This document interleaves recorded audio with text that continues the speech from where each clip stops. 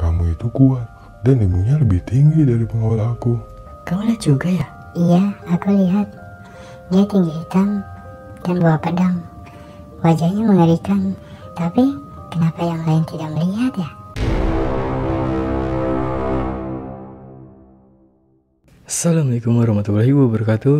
Kembali lagi bersama gue Faul. Untuk kalian pertama kali nonton ke video ini, di sini gue menjelaskan tentang misteri dunia, mitologi dunia, sejarah dunia. Di video kali ini, lanjutan dari kisah Ani yang part ketiga, yang dimana Ani dari kecil selalu melihat makhluk astral atau makhluk halus dan sering diganggu oleh makhluk-makhluk yang tak kasat mata. Sebelum kita melanjutkan ke videonya, jangan lupa klik tombol subscribe, like dan komennya, dan jangan lupa nyalakan lonceng notifikasinya agar kalian tidak ketinggalan video terbaru dari gua guys. Langsung aja ke videonya. Di sini aja.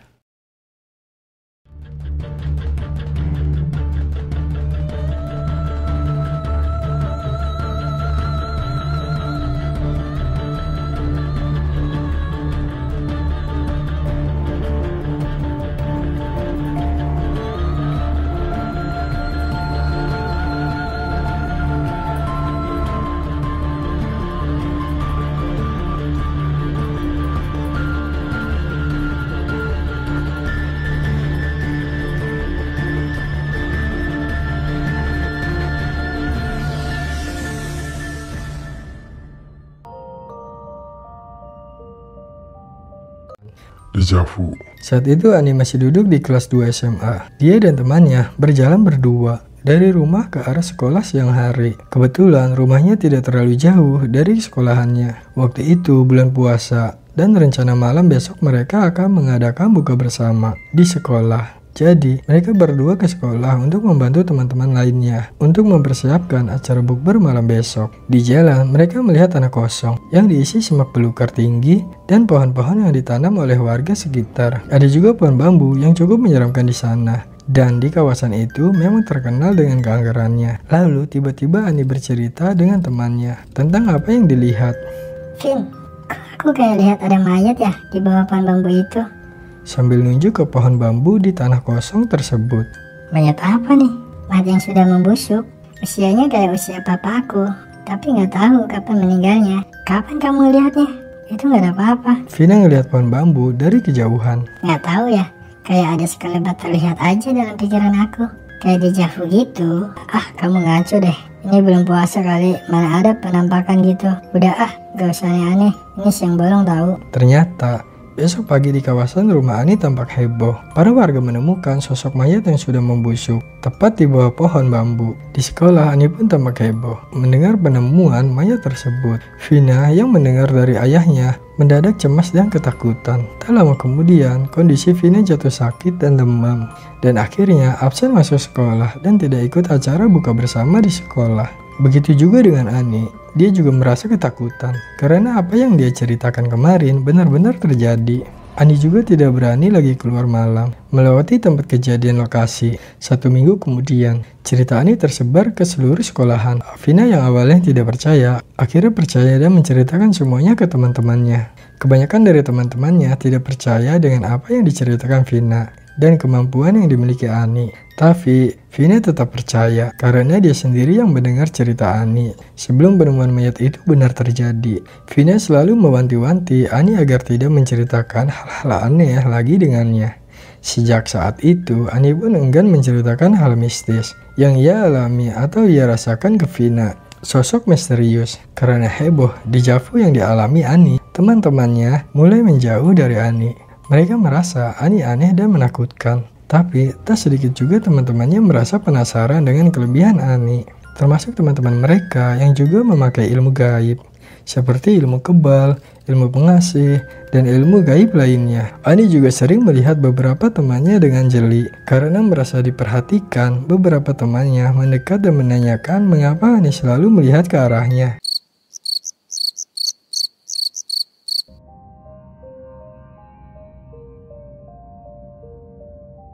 Ani, kamu kok ngeliatin aku kayak gitu sih?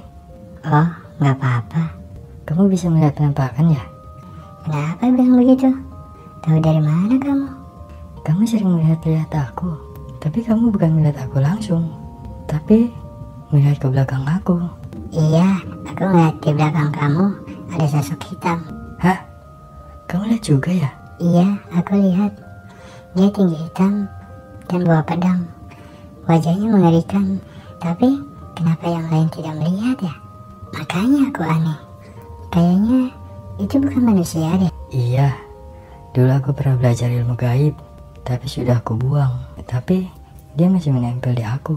Pantesan, tiap aku lewat di samping kamu, sebelah badanku terasa panas dan sebelahnya dingin. Teman Ani lainnya pun demikian. Dia tahu kalau Ani mempunyai kemampuan lebih. Ani, pengawal kamu hebat ya? Pengawal apaan? Iya, pengawal kamu hebat dan kuat. Maksud kamu? Pengawal aku aja takut melihat pengawal kamu. Katanya, pengawal kamu itu kuat dan ilmunya lebih tinggi dari pengawal aku. Aku nggak ada pakai pengawal gaib gitu. Ya, kamu nggak mau ngaku juga. Dulu, Ani emang pernah dipasangin pagar gaib oleh kiai di dekat rumahnya. Tapi, karena kiai tersebut sudah meninggal, jadi pagar gaib tersebut hilang dengan sendirinya. Sedangkan pengawal yang dimaksud temannya tersebut, Ani pun bingung dari mana asalnya. Bantuan adik kecil.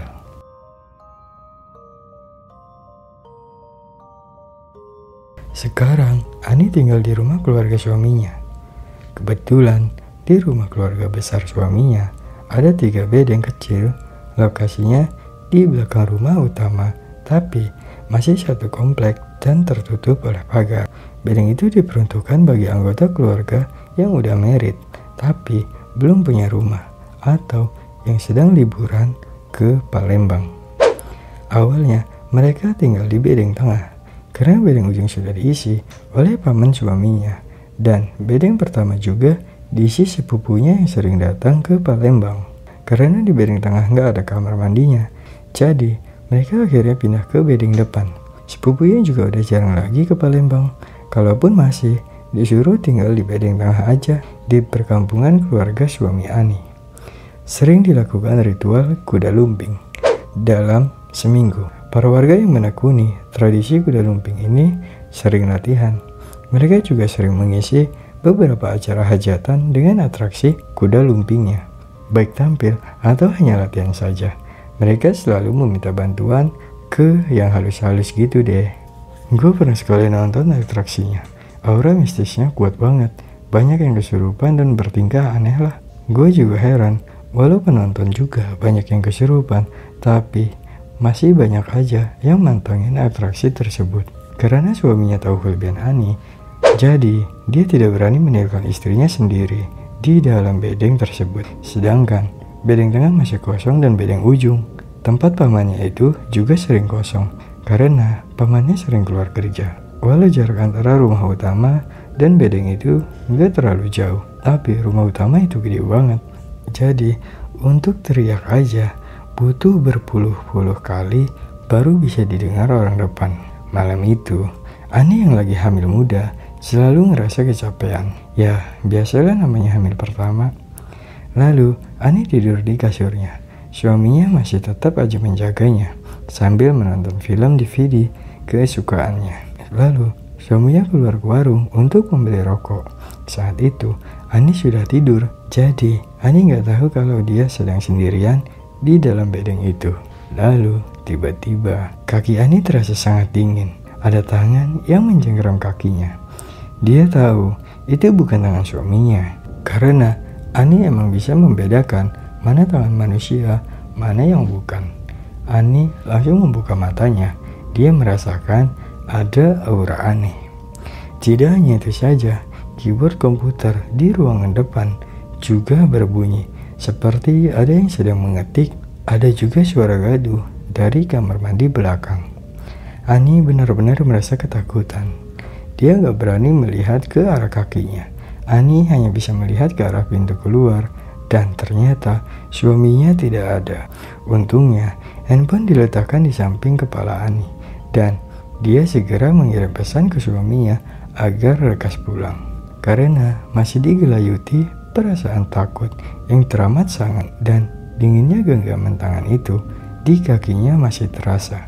Akhirnya Ani pun memanggil hantu adik kecil. Sipit, Sipit, di mana kamu? Keluar dong, tolongin aku. Tak berapa lama, tiba-tiba kepalanya muncul dari balik lemari. Niatnya sih ngagetin Ani sambil tersenyum puas. Tapi karena Ani udah ketakutan ditambah dikagetkan dengan kehadiran Ani, ketakutan Ani pun bertambah menjadi. Kalau dia manusia, pasti gemesin. Lah, ini bukan. Adik kecil itu muncul dari balik lemari buku. Tinggi lemari buku itu hanya setinggi dengkul manusia dewasa. Lemari buku itu berada tak jauh dari kasur Ani. Walau Ani masih agak takut melihat adik kecil karena wajahnya sangat pucat dan bibir yang biru. Tapi Ani merasa lega. Kedatangan adik kecil langsung membuat suasana menjadi normal. Tangan dingin yang mencengkeram kaki Ani sudah menghilang. Suara ketikan keyboard dan suara gaduh di kamar mandi juga menghilang. Tak lama kemudian suami Ani datang. Suaminya menenangkan Ani yang tampak shock. Tak beberapa lama mereka akhirnya tidur.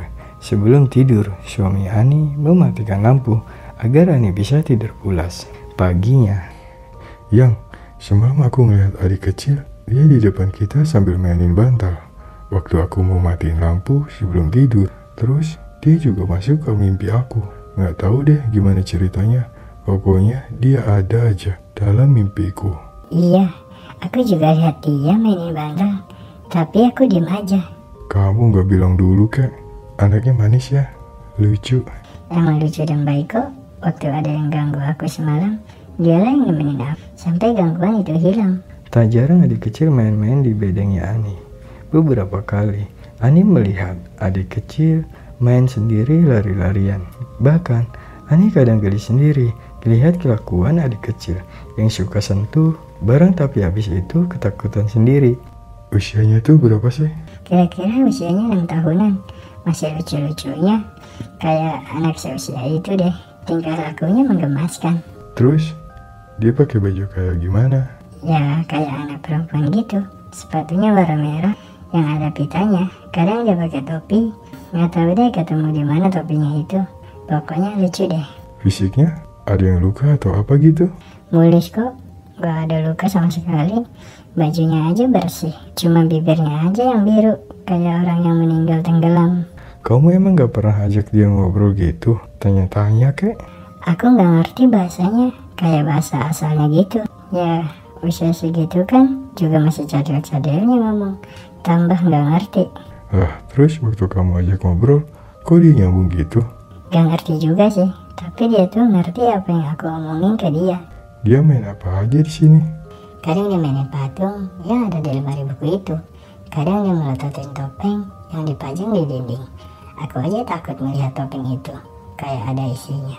Tapi dia baik kok, gak ganggu. Ternyata juga keponakan suaminya yang sekarang resmi jadi keponakan Ani juga bisa melihat dunia lain. Kalau keponakannya lagi main ke dalam bedeng Ani, kaki keponakannya sering ditarik oleh hantu adik kecil. Keponakannya langsung takut dan lari ke bedeng. Selalu gitu kalau melihat adik kecil. Padahal usia mereka sama dan adik kecil itu cuma mau aja keponakannya main aja di dalam kamar bedeng Ani itu. Oh ya, di kamar mandi baru Ani juga ada penunggunya. Biasanya penunggunya suka bergelantungan di dinding atas. Kalau siang hari, Ani bisa cuek dengan kehadiran penunggu itu. Tapi kalau malam hari, dia gak pernah berani ke kamar mandi sendirian. Pasti minta ditemenin suaminya. Nah, gimana menurut kalian tentang kisah Ani ini? Kesimpulan dari kisah Ani ini ialah seorang wanita yang dari kecil sudah bisa melihat makhluk tak kasat mata dan sering diganggu oleh bangsa halus. Bahwa ayahnya Ani pernah belajar ilmu gaib. Nah, secara tidak langsung, si Ani ini ilmu yang ayahnya pelajari secara tidak langsung yang disebut dengan ilmu turunan, guys. Sebelum kita berpisah guys, jangan lupa klik tombol subscribe-nya, like dan komen. Dan jangan lupa nyalakan lonceng notifikasinya guys, agar kalian tidak ketinggalan video terbaru dari gua guys.